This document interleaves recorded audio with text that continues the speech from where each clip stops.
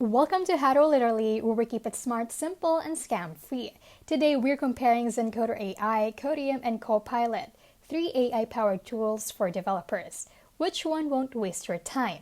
Zencoder AI is lightweight and perfect for basic code suggestions and fixes.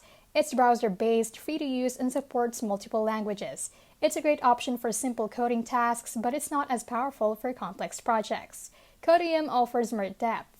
It supports multiple IDEs and provides real-time code suggestions with more extensive language support. It's flexible, easy to use, and even covers commercial use in its free version, making it a solid pick for more serious development.